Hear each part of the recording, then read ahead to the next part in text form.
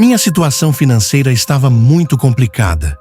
Depois de meses procurando emprego sem sucesso, um colega de trabalho anterior me comentou que eles precisavam de um cuidador noturno em uma casa no meio de um cemitério.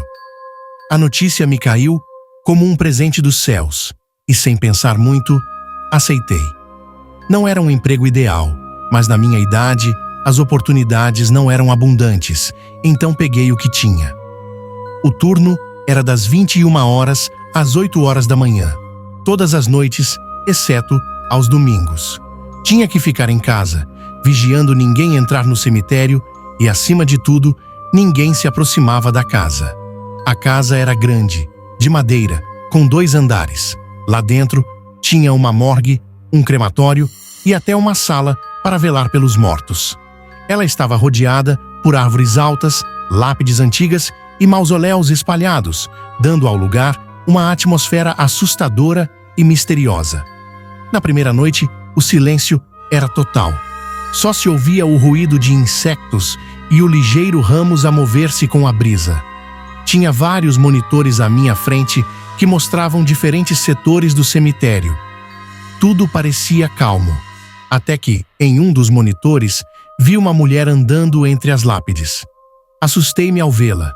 Não era comum alguém andar pelo cemitério a essas horas da noite.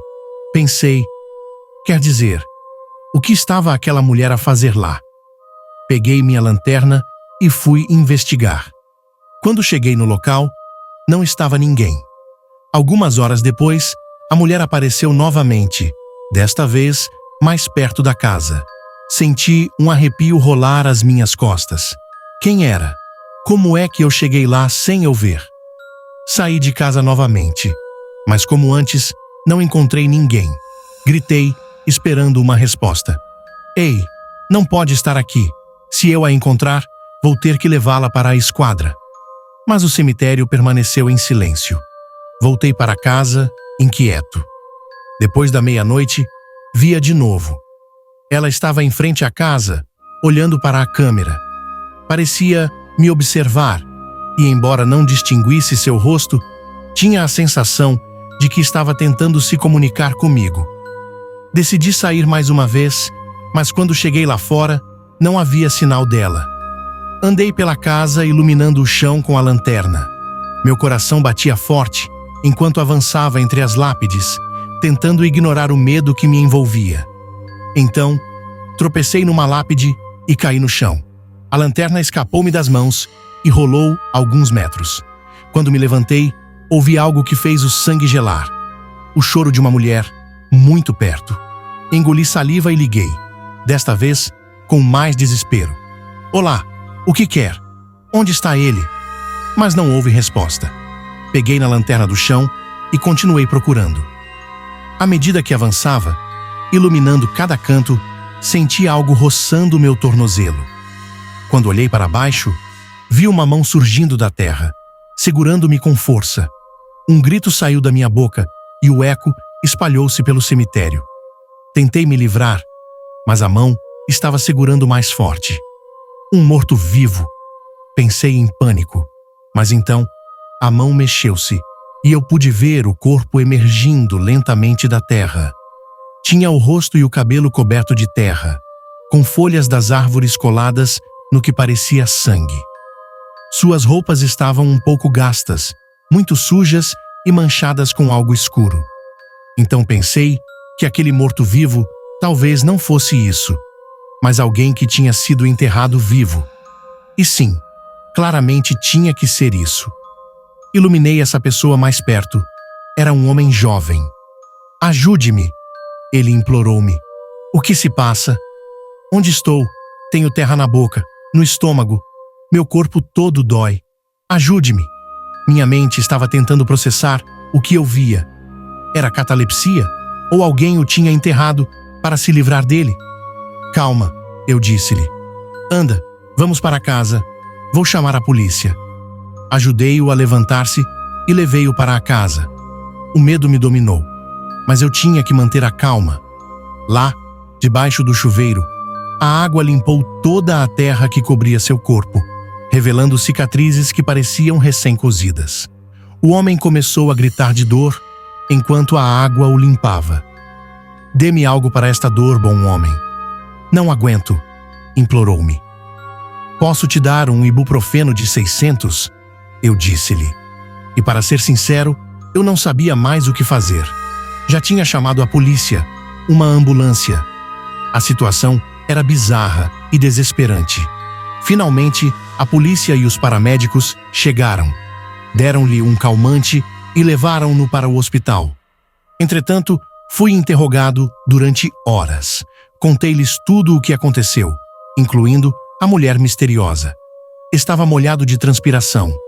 Nervos, medo, ansiedade. Tudo era estranho.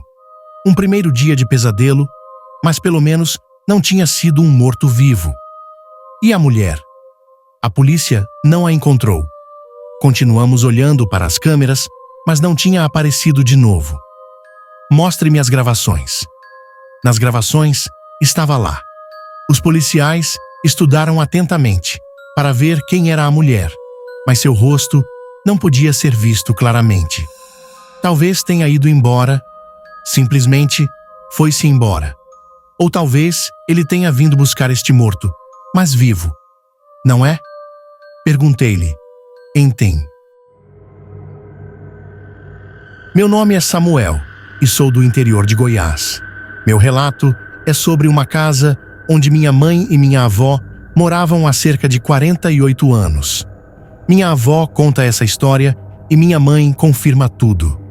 Tudo começou quando meu avô arrumou uma casa para toda a família morar. Essa casa ficava em um pasto perto de uma mata fechada. Era uma casa de madeira com soalho. Não muito boa, para falar a verdade, mas dava para morar. Na casa moravam meu avô, minha avó, minha mãe e seus 5 irmãos. Naquela época, não havia energia elétrica, então a casa tinha apenas uma lamparina velha, que também era usada para iluminar o quintal quando todos iam dormir. Isso porque havia um pé de abacate no quintal que, no meio da madrugada, emitia ruídos estranhos.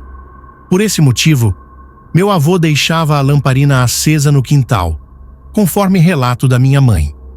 Minha mãe me contava que, naquela época, muitas vezes não ficava ninguém em casa, pois meu avô trabalhava nas roças de arroz durante todo o dia, e meus tios saíam para estudar e só chegavam à noite.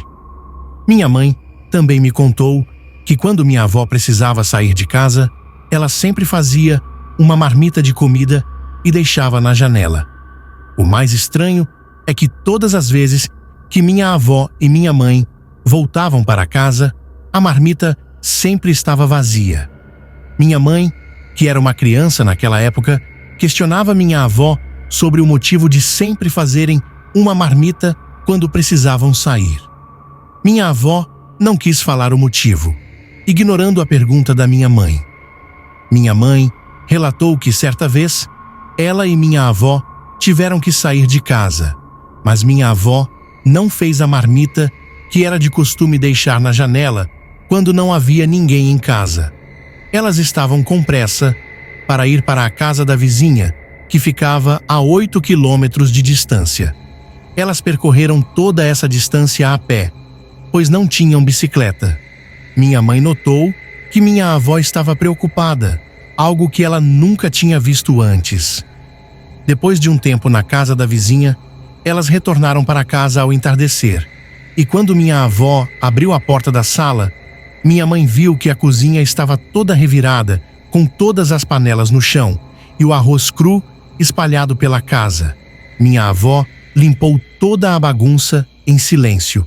Minha mãe ficou intrigada com o que aconteceu, e elas relataram que, ao lado da casa, havia um espelho. Segundo minha mãe, toda vez que saíam de casa, meus avós tinham que deixar uma marmita na janela, que na verdade era uma oferenda para uma entidade que, ao receber a marmita, nada acontecia com a casa onde moravam. Além disso, minha mãe ouvia o grito de socorro de uma mulher muitas noites enquanto estava em cima do pé de abacate, o que as atormentava com frequência. Esse era o motivo pelo qual meu avô colocava uma lamparina para iluminar o quintal todas as noites. Além disso, as paredes da casa, do nada, apareciam com algumas imagens assustadoras, e muitas vezes meus tios, assim como minha mãe, sentiam uma mão gelada puxando o cobertor durante a noite. Hoje em dia, a casa não existe mais, apenas mato e capim naquele local. A mata fechada que ficava próxima à casa ainda continua do mesmo jeito, misteriosa e cheia de vida. O pé de abacate, que continha uma entidade de mulher gritando, morreu completamente seco, existindo apenas nas lembranças de minha mãe, minha avó e dos outros membros da família que tiveram que conviver naquela casa, naquela época, com o sobrenatural que os atormentava com tanta frequência.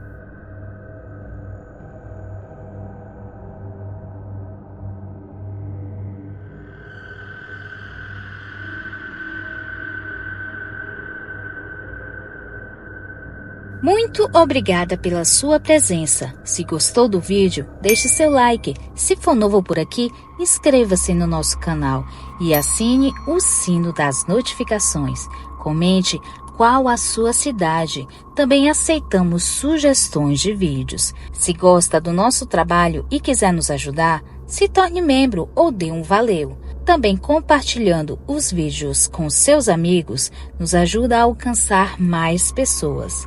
Desde já agradeço e até o próximo vídeo. Tchau, curiosos!